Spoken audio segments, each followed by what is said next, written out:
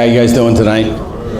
Good. So give you a little bit of background about myself first, probably. I'm going to help you guys get an understanding of where I'm coming from.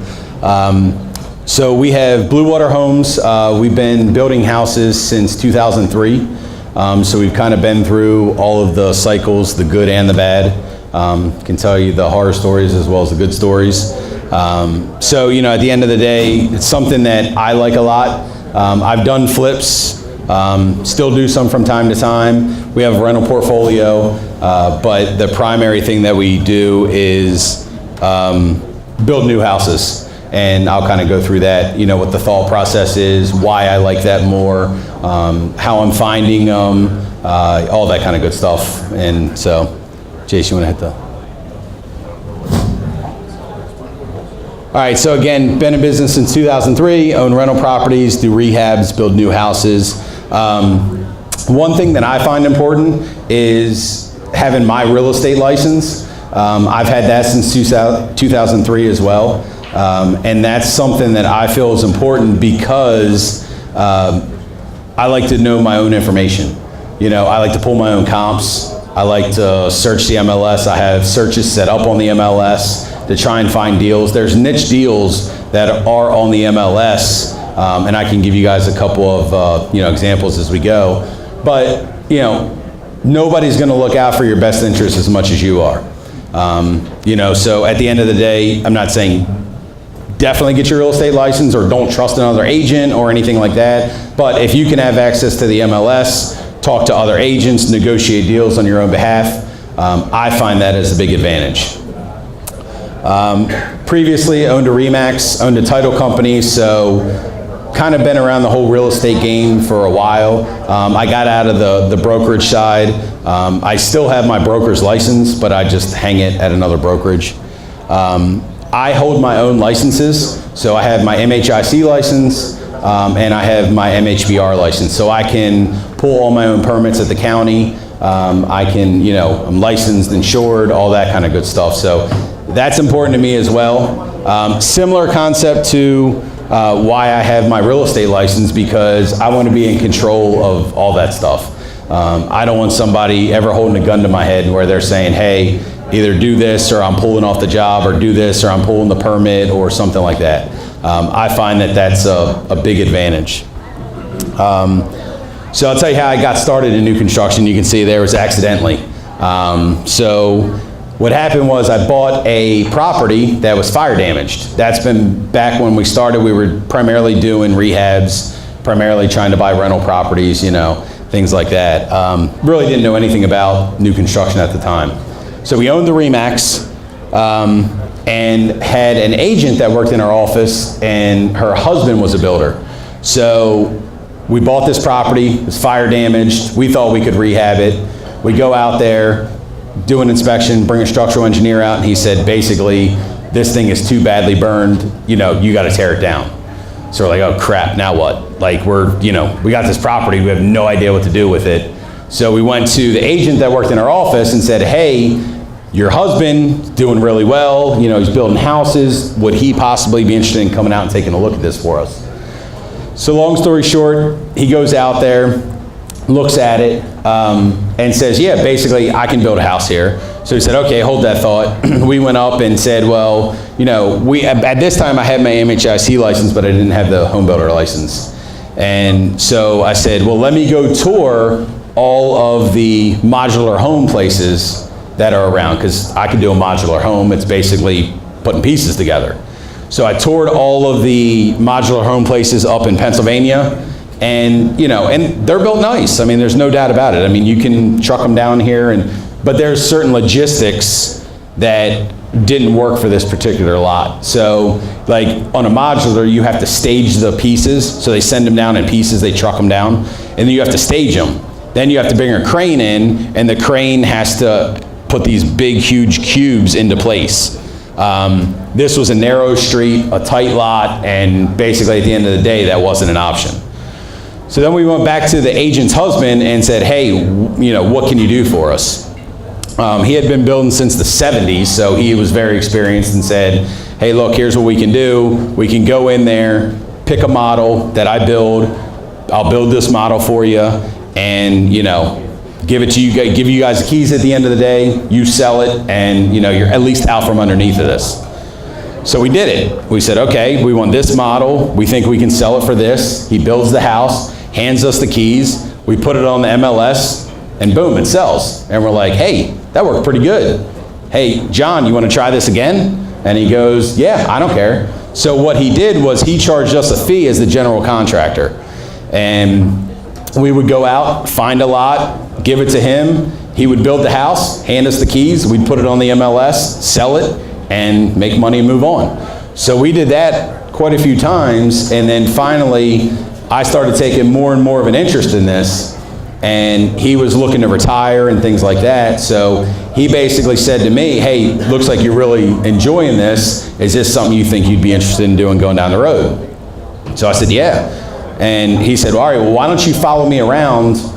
I'm gonna start cutting back and I'll teach you what I'm doing. So for the first few, I wasn't involved at all. I might stop by the property every once in a while. I might see where it was, but I didn't know the actual phases of the construction process. So then I followed him for about 3 years on different projects and different types of builds, from waterfront to big estate properties, narrow lots, etc., the whole thing. So that's kind of how I got started in the new construction game. It was accidental, and I'm glad it happened, because otherwise I wouldn't be where I'm at today because of it. So, all right, Jason, you want to hit that? All right, so why do I like new construction? It's a more predictable process. Let me caveat that by saying once the foundation's in the ground, and I'll go into that more here in a minute, but it's easier to scale, meaning like the same process happens on every house. I excavate, I put the foundation in, I frame the house, I rough in the house, with all my mechanicals and all that stuff. It's this, whether I'm building a 2,000 square foot house or a 4,000 square foot house, whether it's a rancher or a colonial, follows the same process every single time. Now, don't get me wrong, things can go wrong, but going back to the first thing where I said it's more predictable, all the freaking rain that we've had recently has been an absolute nightmare for me. I've had foundations that, you excavate one day, and if the foundation contractor misses you the next day, even though he said he'd be there, and then it rains, you're screwed. You got a big outdoor swimming pool that you don't want to have. And then if it sits and you pump it out and it rains again, and you pump it out and it rains again and you pump it out, you guys get the kind of theme there? Then eventually it undermines the ground underneath. So then what you have to do, luckily, is you have to go and overdig the foundation by about 2 feet, put 2 feet of stone, compact it with filter cloth, get an engineer out there, and cost you about $20,000 extra. So things can go wrong, even though it's a more predictable process, once you get to that point. So with all that being said, you really just have to kind of watch, you really got to really watch the weather, and it's sucked recently. Another thing I like is, I said more freedom to become creative in what we build, to try to maximize our return on investment by building different models. So we have 8 to 10 different models that we build. And I know exactly how much it costs me to build them, and I know exactly the floor plan. I know, all the ins and outs that, have to go into the house. So what I can do, depending on the area, as opposed to like a rehab, you're dealing with what you got. You got a, 3-bedroom, 2-bath, Cape Cod, colonial, whatever. Yeah, you can pop the top, you can put a second story on and things like that. But this, I can even go further. I can, and it's brand new. So I can go out there and say, hey, instead of putting my 2,500 square foot model on here, I'm gonna put my 3,500 square foot model on here. It's gonna cost me an extra $50,000 to build, but I can get an extra $80,000 for it.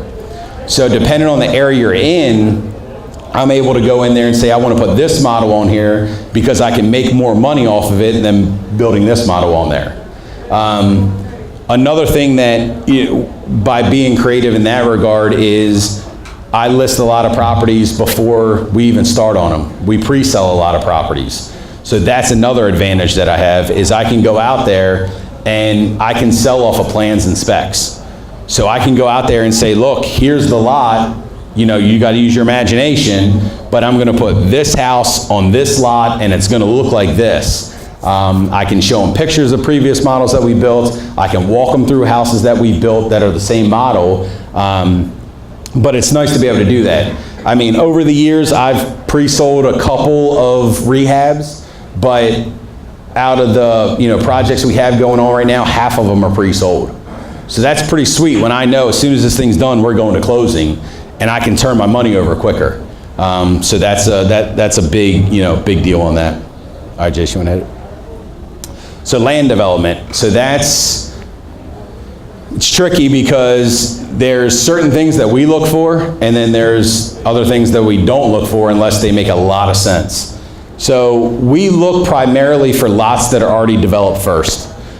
We can start building sooner. It's easier for our projections, you know, different things like that. We will develop lots. The numbers need to make really good sense because things can change throughout that process. For example, we have one right now. It's a little 3-lot subdivision that we have. I had to run water and sewer over to the property.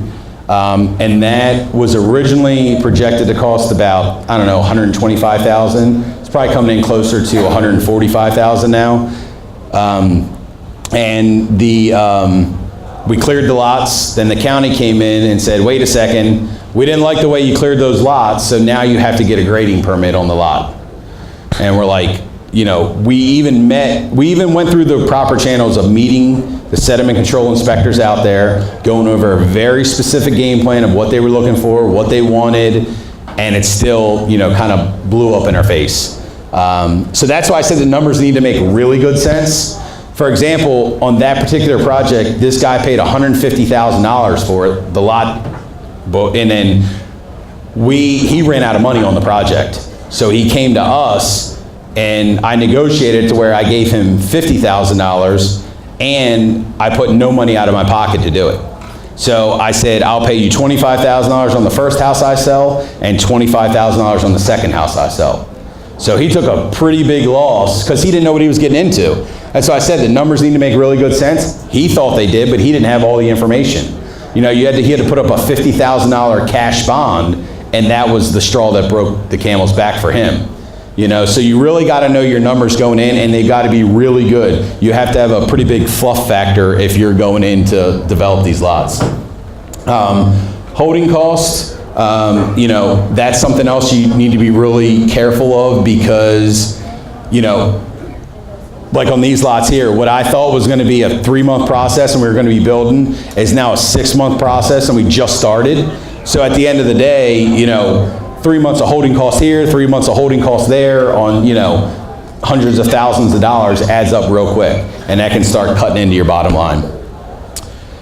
Must have trusted resources in the form of a good surveyor or an engineer, both. Sometimes they're one and the same, sometimes they're 2 different people, because you really have to know what you're looking at. I mean, and every single lot is different. I mean, you can be dealing with easements, you can be dealing with setback, you know, different setback requirements, you can be dealing with stormwater management issues and all kinds of different stuff. So at the end of the day, you just have to be careful in knowing that you have somebody good that's on your side and that is responsive. Because everybody out there that's flipping houses, you know, time can kill a deal. You know, if it takes you a while to, you know, go out there and do your homework and due diligence, then that deal can be gone. So what we do most of the time is we'll look at it preliminarily and tie it up with a feasibility study. And that gives us the time to go through the proper channels to make sure that we've done our homework, that we have all the I's dotted, T's crossed, we understand the development process, and that's what it takes. A good county expediter, you want somebody that can walk into the county and know that little Johnny's soccer game was this past Saturday and how he did and how his daughter's doing in college and all that stuff. Going in and pulling a building permit is one thing. Going in and getting, you know, environmental to sign off on a permit. Going in and getting the zoning department to waive some regulations that they don't necessarily have to waive, to go in and get the sediment control department to release a permit when technically they don't need to release the permit, that is massive in this world. Because there's so many different steps in that process. Same kind of thing, good attorney. I mean, everybody needs a good attorney, but this is more a specialized type of attorney that really knows how to prepare deeds, right-of-ways, highway widening agreements, all that kind of stuff. I mean, it's almost like a different language, even though it's all real estate related. I tried to have my title attorney one time do those things for me, and it was a complete debacle. I mean, I had to then go out and get the right guy to do it, but I was trying to, you know, give my guy some business, et cetera, et cetera. So, I myself need to have a good understanding of zoning, environmental, permitting issues, et cetera, et cetera. So I kind of have like a 3-step process. Step 1 for me is I go out and I look at it. You know, and I say, hey, does this look like it may make sense? Do I have a plan that would work on it? What's my ARV? I mean, everything you would almost do in a flip. And then I look at it and say, what's the zoning? What are the setbacks? You know, all that kind of stuff. Then I hand it off to a guy that works for me, and I'll run it, and he runs to the county for me. And he goes out there and he digs into it even more. Hey, how deep is the sewer? You know, where are the well and septic, if it's a well and septic property? What are the setbacks for those issues and things like that? Are there easements we have to contend with? I mean, I'm looking at one right now where the water and sewer have to cut through like 3 people's yards to get to the lot that I'm looking at. Well, what does that look like? Because that's not just black and white. It's not cut and dry. It's very, you know, you got to kind of read the deed and the description and all that kind of good stuff and really know what you're looking at. So, and then after that step 2, then step 3 would be I would take it to my engineer or surveyor. And the reason I do that is twofold. One is the timing. Like I can look at it right away. I can send my guy to the county the next day, where my surveyor engineer, you know, might be a week or 2 out to look at it. And by then that deal might be gone. And also it's money. You know, that guy makes $150 an hour and I don't like paying that bill. So, so that's another reason. All right, Jason, you want to hit it?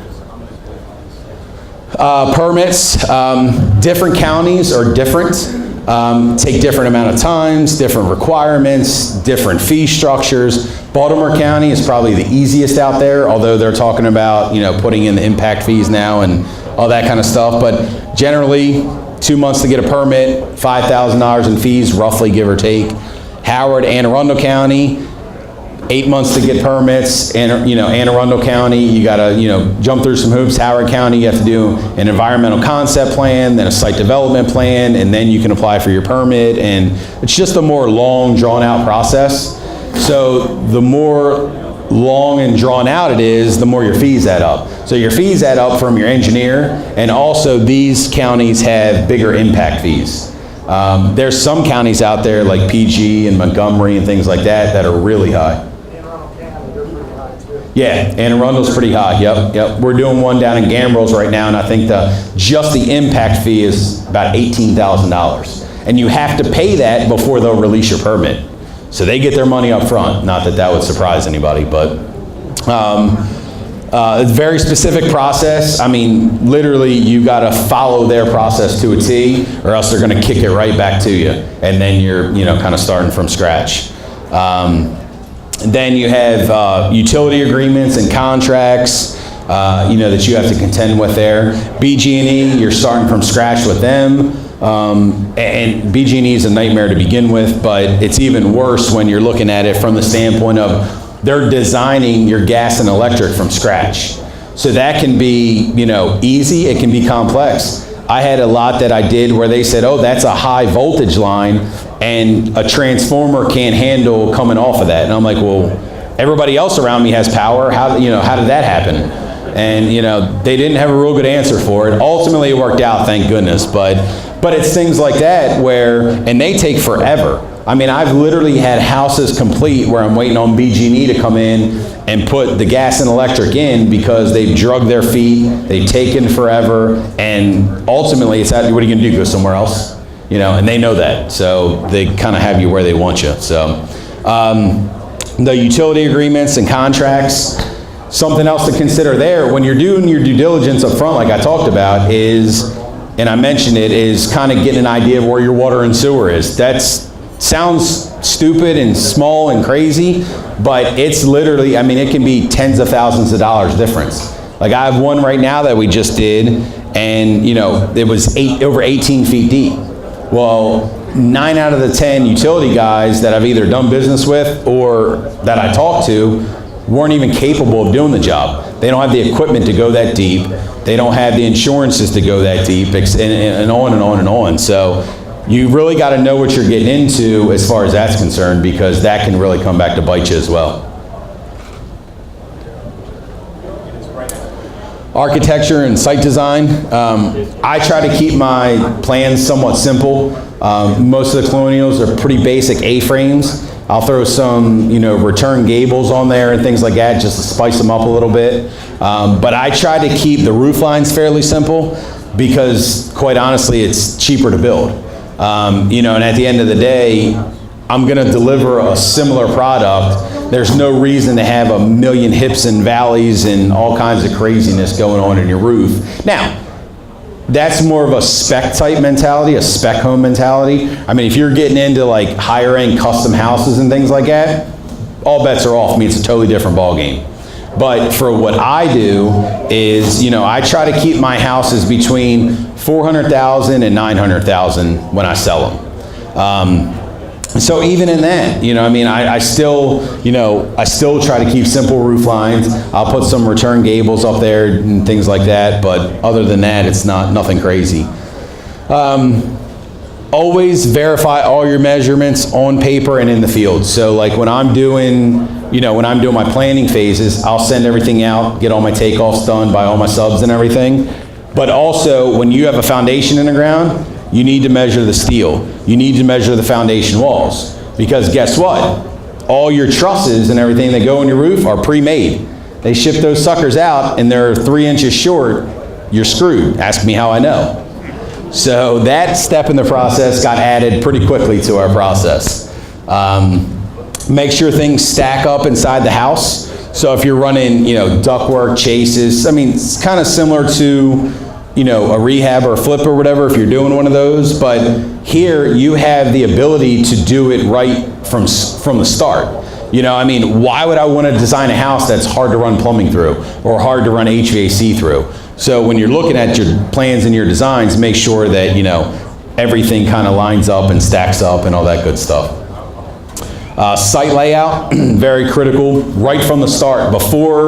That's literally one of the first things I do when I'm looking at it and analyzing a deal is I look at it and say, okay, you know, where's my utilities coming in? Where's BG&E coming in at? You know, where's my areaway going on my foundations? What's my elevation? What does my drainage look like? My driveways, my sidewalks, all that stuff factors into it.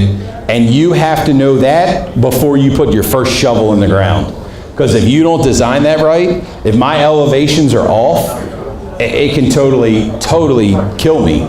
We're doing a project right now where I had to set the foundation higher because if I don't, the sewer's not gonna work. Like I won't have a gravity feed down to the sewer. So, you know, I can do it differently, but it's about a $20,000 upgrade to put, you know, a grinder pump and an injector pit and all that kind of stuff in. So if you plan up front, I can save that money. If I don't plan up front, I'm kind of screwed. You know, so I have to know what my elevations are. Drainage is huge, and drainage can be, you know, water going in the wrong place, too much water going in one place. I mean, it's a multitude of things. But those are all things that are critical to understand as well. All that really starts with, you know, start with the end in mind. Like you really have to be able to sit there and envision, like, what is this house going to look like when it's done? You know, how high is how high is the foundation? Where's the water going to flow? Even down to, you know, what type of, you know, am I doing brick? Am I doing stone? Because if you're doing brick, you got to have a brick ledger. If I'm doing stone or if I'm doing siding, I mean, literally, you really have to have everything mapped out before you even start. You know, whereas like in a rehab, you know the sewer's going to work. It's been there for however many years. you know you're not going to have a problem with where the electric panel is, and BG&E's not going to have to design something. The elevation is what it is. You know, I mean, your foundation is already set. But things like that, you need to make sure that you have, you know, everything, you know, in line. So trees and lot clearing, you know, I mean, that can be a big headache as well. I mean, so like I've talked about before, when we cleared the lot, you know, down that one project, and the county steps in and says, wait a second, you tore the ground up too much. I'm like, you knew what we were doing. Would you think the trees were just gonna pull themselves out of the ground? Like, you gotta run machines through here. So at the end of the day, you know, it cost me a lot more money and time and energy and effort because they said we didn't remove the trees properly. So trees can cost you a lot of money, just like I talked about water can cost you a lot of money before. And these are all things that whenever I was rehabbing houses in the beginning, I mean, these things never crossed my mind. Like, I'm like, trees, who cares? I'm not gonna clear a whole lot. But when you're clearing a whole lot and then you got standing water on it, or you got water running off of the lot now, and you got drainage issues and all kinds of stuff, it just makes a, you know, it's just a different ballgame. Jason. Construction. So the actual physical sticks and bricks is what I call them. Sticks and bricks, normally about 6 months or so from the time we start to the time we finish. That can vary depending on several factors: size of the house, topography of the land, you know, just the finishes of the house. I mean, lots of different things can go into that. Specialty contractors needed that maybe aren't necessarily needed in a rehab or a flip or whatever. Excavation, foundation, then you have foundation damp proofing and drain tiles and all the foundation stuff that goes into it. Sprinklers are a big cost. I mean, $5,000 to $7,000 a house. That's something. And the sprinkler system is now a nightmare. I mean, what used to be easy in the counties now takes about 8 weeks to get a permit. So, and they can't pull their permit until you have your building permit. So literally the day we get our building permit, I have him out there trying to file. Because in 8 weeks, like, I'm definitely ready for him out there. I've got the foundation in, it's framed, I got every other trade that's probably already gone through there, and if we don't get started on that right away, I'm behind the 8 ball. And now all of a sudden my project's delayed because we're waiting on a sprinkler permit to come through. Utilities, and what I mean by that is your water and sewer taps. Normally people think of utilities and it's gas and electric, and it is in this scenario as well, but utilities is really your water and sewer connection. And I just talked about that a little bit. You know, that can be different depending on the depths. I've also, on a utility scenario, so the county has records of how deep the water and sewer is across every road and things like that. Well, guess what? They're not always accurate. So we've had them where they said, oh, they're 10 feet deep, and it turns out they're 17 feet deep. And all of a sudden now, thank goodness the contractor to actually get it done, but at the end of the day, you know, I mean, it's still a headache, and you know, you still do all your due diligence, but it still comes back to, you know, bite you. Perk tests for septic. I was just talking to Mike a few minutes ago. There's only, on certain soils, you can only perk those certain times a year. So you have to, you know, a lot of times do a wet season perk, and that's normally from like February to April. So even if I was, and I am right now, I'm looking at several properties that require a wet season perk. So I can put them under contract, but I don't know what I'm going to be able to do with them until February or March or whatever of next year. So, and a lot of times people don't understand that. So you might go out there and you might have a seller of a lot or somebody that's sitting there, or even an agent. A lot of the agents don't know this stuff. And they'll go out there and say, hey, I have a lot for sale. And then you go back and tell them, hey, I'll buy it, but you know, I need a 6-month feasibility study. And they're like, what are you talking about? And I'm like, well, you can't perk it for at least 4 months, 5 months. So, and then I'm gonna need at least 30 days beyond that in order to figure out what we can and cannot do with this property. So perks are a big deal. The locations of wells and septics, especially when you're putting this stuff in brand new. If you're dealing with existing stuff, it's one thing, but I just had a deal recently fall apart because I can't put a well in a certain proximity to the septic fields. Not my septic fields, the neighbor's septic fields. So when I was looking at saying I need to put this well in, there was literally nowhere I could put the well to work because it conflicted with the setbacks off of the other septics around it.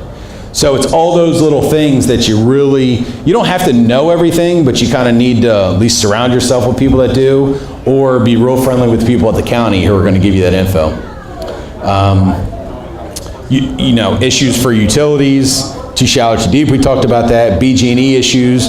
BG&E will not come in and do your, connections for your gas and electric unless your water and sewer connections are already in, because they don't want to, cut across anybody's, lines or anything like that. Bad soil, kind of talked about that already, where, it cost me about 20 grand because we had bad soil on a dig. Over digging or under digging, bad stakeout, that 4-letter word rain. Material selections, as far as construction. So if we pre-sell it, the owners of, or the contract purchasers, get to pick all their selections, interior and exterior. Now, what we normally get into with that is, basic stuff. I mean, I'm not having them pick every single thing, just because I found that that's a nightmare and it literally takes 10 hours to do. We build about 20 houses a year, so we're not so big to where, I have, a giant selection center somebody's going to go to and things like that. And, I don't have a specific selection coordinator on staff.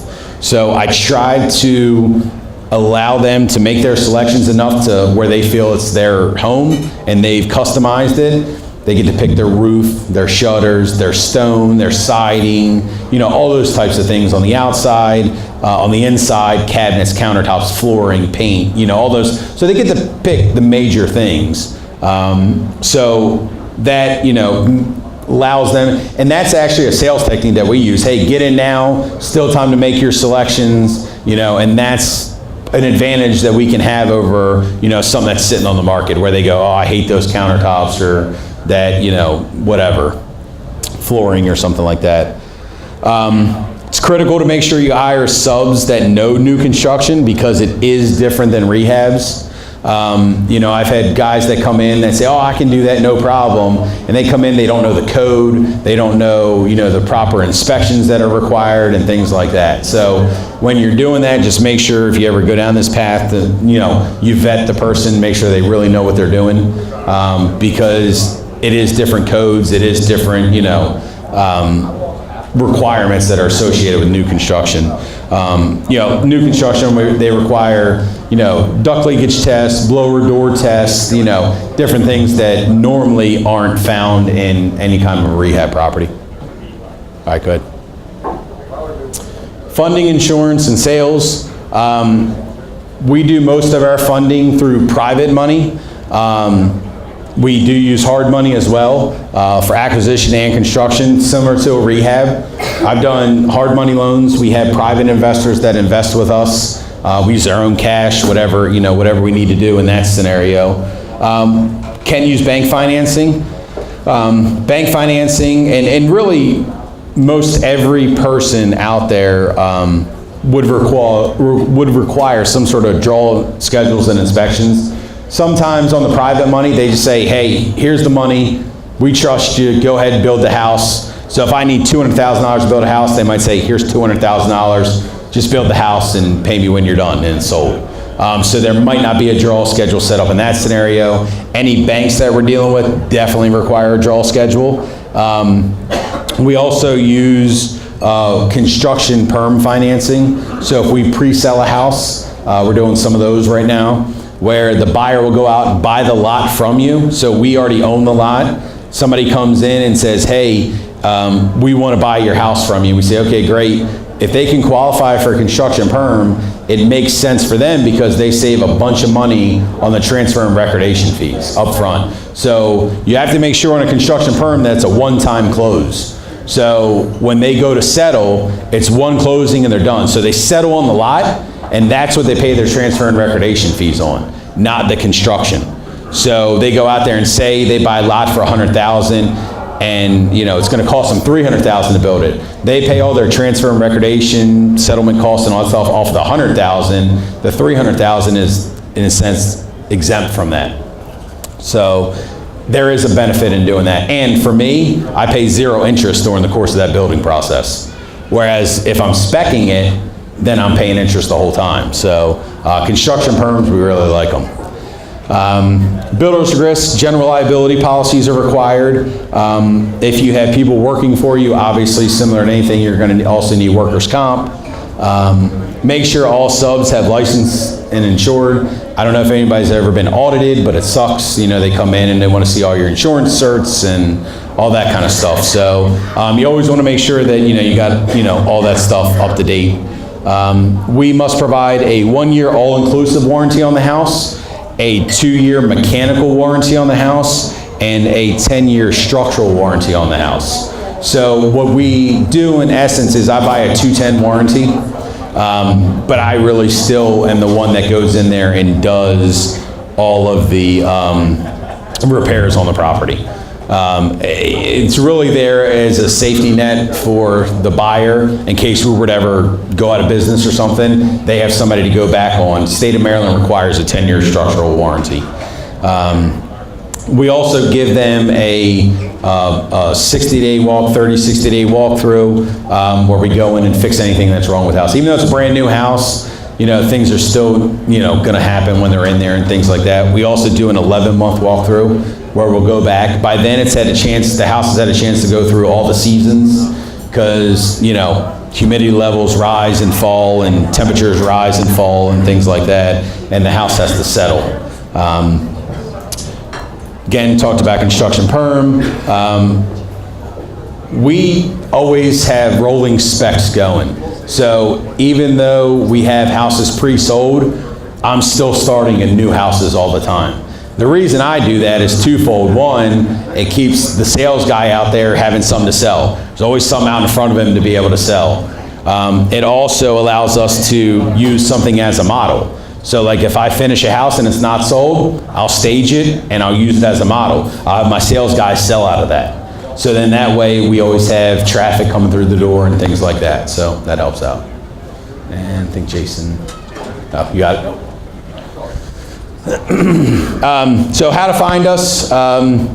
We based out of Elk Ridge, right here in Howard County. Our website's bluewaterhomes.com. You can email us at info@bluewaterhomes.com. There's the office number, and that's actually my cell phone there at the bottom. So that's the information. Does anybody have any questions? Mr. Freitag. Jimmy, so I don't know if everybody's aware, you're aware, the new law that goes into effect with GCs on October 1st, how they make it liable for their subs' salaries. How are you addressing that, or what do your contractors say in regards to that, and how they're going to proceed? Well, it's a couple things. One, we always want to make sure, again, going back to what we talked about before, you need to make sure that you're dealing with people that are vetted. I don't really deal with anybody that's, So one thing I did find throughout, the biggest difference between the new construction and rehabs is the service work. Because the previous slide, I have to warranty these things. I can't have Harry the plumber who's sitting at the bar at 4 o'clock on a Friday picking up his cell phone asking how he can help somebody. I need somebody that has a service department. I need somebody that has trucks on the road and things like that. So that's really the first step, and that's a preventative measure to make sure that you're really hiring the right people so you're not going to get jammed up by them. Second thing is that we always make sure that we're getting all their insurance certs, all their copies of their licenses and things like that. I always get all that stuff ahead of time because I've had situations where people have said, oh, I'm licensed, right? And then I get it and I'm like, well, who is Harry's Plumbing? You're John. And they'll be like, oh, well, I pull permits under him. And I'm like, no. Like, that's not going to work, man, because like maybe in a rehab you can get away with that stuff. But in a new construction, I have to warranty this stuff. I have to put my name to it. Like in a rehab, you sell it, you're done, they're on down the road. In a new home, I'm talking to those people 3, 6 months, a year down the road, even a couple years down the road. And I don't want the headaches, quite honestly. Like, I want to make sure it gets done right the first time. So always make sure they're licensed, insured. Something else I do is I request copies of my subs permits. So like I have my building permit, but I also say on every job for the plumber, electrician, sprinkler, whatever, I want a copy of your permit. Because I want to make sure you're pulling permits legitimately and that you're not going to leave me jammed up. So I really would think that it's, you know, it's really about doing your due diligence up front and making sure you're hiring the right people. Can you still get jammed up and caught in that scenario? Yeah, I mean, you know, things can happen all the time. But if you're hiring good, reputable companies, it's a lot less likely to happen. So that's my thoughts on it. Anybody else? Questions? Yes, ma'am? Develop lots, a couple different ways. So networking, I mean, literally rooms like this, come in here, people can't give you business if they don't know what you're doing. That's what I always tell, you know, that's kind of what I tell everybody. So I always let people know, hey, I'm looking to buy houses, lots, and land. Tear downs, lots, land that I can develop, that's already developed, anything. So like now, I'll get people that just call me up and say, hey man, I came across this, you think this is something you'd be interested in? So there, the MLS. So I was gonna tell you that about being an agent, right? So it's kind of a funny story, but one of the agents that used to work for me at RE/MAX calls me up one day and goes, hey man, I know you called me a while ago and I totally forgot about this. He said, but I have this house and it has a lot with it. He said, and just dawned on me that I should have called you. And he said, is this something you'd be interested to look at? And I'm like, yeah. I said, is it listed? He goes, yeah, it's been on the market for like 6 months. And you know, nobody wants to touch it. They think the house is overpriced and needs work and blah, blah, blah and stuff like that. So I said, all right, send it over. So realistically, this is something I should have found because I'm an agent looking on the MLS. But this thing was on the MLS for 6 months. We go in, we looked at it, we buy it, and we did a lot line adjustment on it. And because the lot behind it was landlocked, there was no egress to it or, you know, any access points. But the house in the front was positioned in such a way that I could do a lot line adjustment and gain access to that back lot. So this is something that's literally sitting in plain sight on the MLS for 6 months and nobody buys it. And he just called me. I still wouldn't have found it. But he called me up and it's gonna be, you know, it's gonna be one of our biggest profits of the year. And so, I mean, so MLS, networking, reaching out to developers, you know, just anybody and everybody. I mean, I've bought houses off of, or I mean, I've bought lots off of bandit signs. You know, we buy houses signs and stuff like that. Well, I changed mine. It says, we buy houses, lots, and land. So now when people are riding down the road, like everybody has a we buy houses sign. Not a lot of people have we buy lots and land as well. And last year, I bet you I bought 6 to 8 lots off of those signs alone. Whenever we're in an area, I put a sign in the yard, and you know, one of our builder signs says, you know, Blue Water Homes, home for sale, that kind of stuff. And then I had that little rider thing sitting there, and it gets the phone ringing. So I mean, you got to get creative. You know, I even put it in my tenants' yards, and I incentivize them, and I say, hey, I'll put this sign in your front yard, and if you get a phone call off of it, I'll give you X amount of dollars finder fee. They like that. Yes, sir. You know, you talked about like dealing with the lot and how to discover if it's a good lot, but what are some factors about things around the lot when you determine not to buy a lot? Like, or you know, on the positive side, you say, well, there's something in the lot next to it that could raise the value of the lot that you're working on. So what factors do you do with based on what's around? All right, I don't know if I can hear. I said, what factors do I look at, you know, based on a lot, like good and bad? So some of the good ones is, you know, what do the neighbors' houses look like? Just like when you're looking at a rehab. You know, I don't want to go in and, you know, you're kind of defined by the area that you're building in, just the same as whatever you're flipping in. You know, so if I go in there and I say, you can tend to push the market a little bit more with a new house because everything's brand new. So if I have a rehab house at, you know, 350, I can probably push maybe 375 or something like that if it's similar square footage, similar amenities, just because everything's brand new and it's sprinklered and, you know, different things like that. So first is the area. Second would be like the topography of the lot.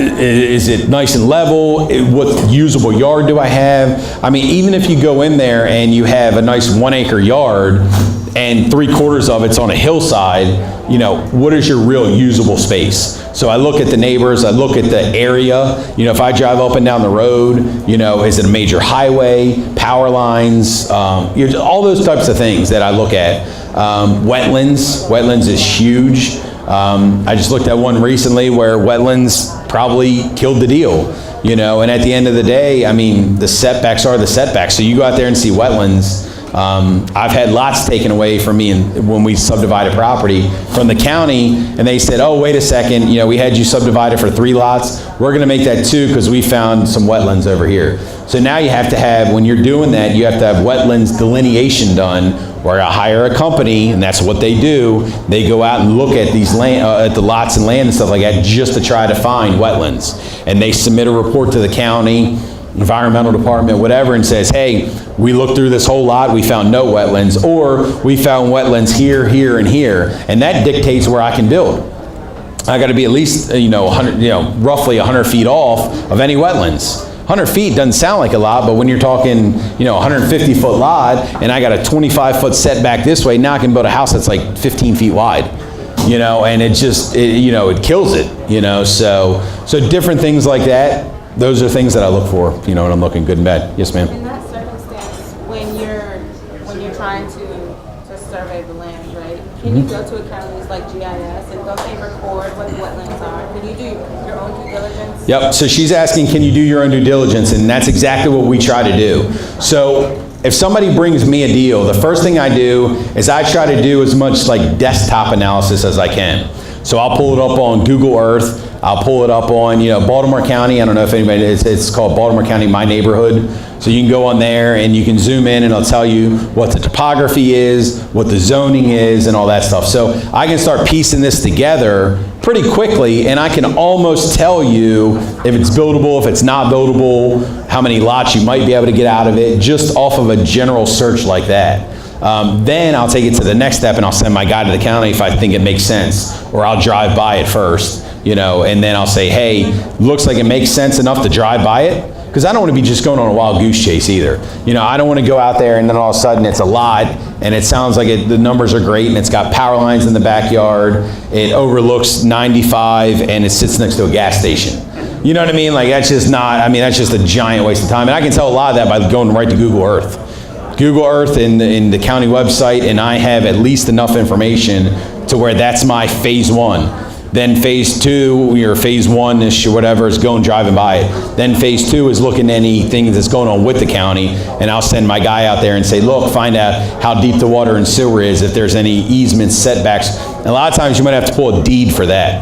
So then you can go to Maryland Land Records, pull the deed, and you know. So there's a lot of things you can do ahead of time. Yep. Questions? Yep. Do you have any quick formula to evaluate if you want to do a deal or not? Like the RC? Yep. So that's a good question. So he asked, is there like a formula that I use to determine if a lot is going to make sense to me? 20%. That's the number I use. So if I can build a house sell it for $500,000, I want to pay 20% of that in the lot, $100,000. And that's for a finished lot. Some people think that's a little aggressive, but I mean, that's my numbers. Depending on, it's almost like the maximum allowable offer formula on the rehab side, 70% minus your repairs, blah, blah, everybody knows that one. But the higher you go, even in that formula, the more you can pay. So you might be able to push that to 75% or whatever if I'm talking, you know, so some of my properties right now that I have don't necessarily meet that formula, but they're on $800,000 houses, $800,000, $900,000 houses. So 800,000 times 20%, I should pay it 160. Some of them I paid 195 for because the numbers still make good sense on the back end. So 20% is my starting rule of thumb, and then it goes up from there. So, yeah, but good. My profit? So profit is kind of, so I kind of back into the numbers. So if those numbers make sense, my profit will make sense. I know my profit's going to be right in line. My minimum profit that I look for on a project like that is around 18%. So, 15 to 18%, again, depending on the price range of the house. If I'm building a, $800,000 house, 15%, I'll take that payday all day long. But you don't always get that on those houses. I mean, it might be a 12% profit, but 800 times 12, I mean, that's still almost a six-figure profit. So, yep. Yes, sir. How do you tackle subdividing larger lots when they have to build a road? So major subdivisions, I don't really, I mean, I've looked into them. I've looked into them recently. They're very expensive. And if you have, it's kind of like a valley of death kind of in there somewhere, because I've looked at some where people literally can't give you the property, you can make money on it. I've had some where, the actual development costs seem right, but I got to move a BG&E transformer that's going to cost $200,000. So you really got to know all those kinds of things going into it, and that's why you do your feasibility study, even more so on a major subdivision, because, I mean, you're talking hundreds and hundreds of thousands of dollars. On a major subdivision in Baltimore County, the average that I was seeing was probably about $500,000 for a major subdivision. Major subdivision is anything 4 lots and above in Baltimore County. So it better be 4 smoking hot lots that are really high priced in order to make that justifiable. I looked at one that was 14 to 16 lots, and the number still didn't make sense because I couldn't sell the houses for enough in order to have that lot price make sense. So it's, again, just like anything else, guys, it's all a numbers game. So at the end of the day, if the numbers don't make sense, it's not a deal. I don't care if it's a rental property, a rehab, or commercial building, new construction, it's all a numbers game. And trust your numbers. If they don't work, walk away. So major subdivisions, can be tricky. I was just talking to my engineer the other day, and he was out perking lots. Nice area right in Pikesville, and he said that they were hoping to get 18 lots. They got through 6 of the lots, and 4 out of the 6 the perks failed. So guess what? On a perk, you get 1 shot. If it fails, you're done. That's never buildable again. So that's why when you're perking, even if it's a wet season perk, and wet season perk is based on the soil conditions. So if it's a wet season perk, you want to make sure it hasn't rained recently. That's why, like right now, I wouldn't want to be perking much of anything, because even good ground is wet, So you got to be careful on all that stuff. Even when you're talking subdivisions, minor or major, all those things can, make a big difference. So, yep. Any other questions? When you pre-sell and you're allowing the buyer to choose, do you give them allowances? I don't like allowances because I have predetermined selections that they make. So I have good, better, best. So good is like my, what's included. So I have a standard feature sheet as well. So my standard feature sheet says, hey, you get, granite in the kitchen, you get stainless appliances, you get a hardwood in the foyer, and so on and so forth.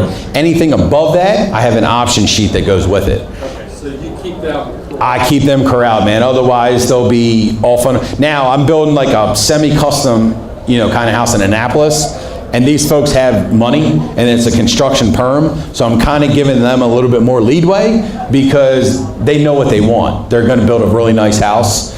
So I don't want to say, oh, you got to stay in this little bubble here, because that bubble is not going to fit their needs or their taste. But on the majority of the ones that I'm doing, I keep them dialed in pretty well. I say, here's the standard features. These are the options that you elected, and based on that, here's your selections that you can choose from. If you don't see something you like here, we can, further discuss. 9 times out of 10, they'll find what they want. Do you alter your deposit based on that? My deposit is 3.5% of the purchase price right off the bat. The reason I go 3.5% is it's really the minimum down payment that I'm going to have from anybody. Whether you're, if you're FHA, you're coming up with 3.5% down. That's my minimum. Now, if they go out there and start picking, so there's a few different ways that I sell. One is construction perm. So that's option 1. At that point, they own the lot. I don't care if they put purple ceilings in. It's on them. The other is where it's just a contract purchaser. So like I have them under contract, like I would have you under contract and you made your selections, but I still own the lot. Essentially, I'm building a spec house with your selections in it. That's where I really wrangle them in, because guess what? If, something happens and you bail on me, I got to sell this thing. So that's why I keep them kind of reined in, as far as that's concerned. Yep.